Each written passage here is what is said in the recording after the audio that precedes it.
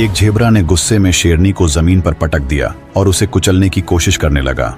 शेरनी ने झेबरा को पीछे धकेला ताकि उसका नाजुक पेट झेबरे के पैरों से बच सके, लेकिन झेबरा भी कहां रुकने वाला था। उसने शेरनी के पेट को काटना शुरू कर दिया। शेरनी झेबरा का शिकार करने का इरादा वहीं छोड़ दिया और उसे छोड़कर जान बचाकर भाग निकली। शिकार में नाकाम रही शेरनी फिर से झाड़ियों में छिप गई और अगले शिकार का इंतजार करने लगी।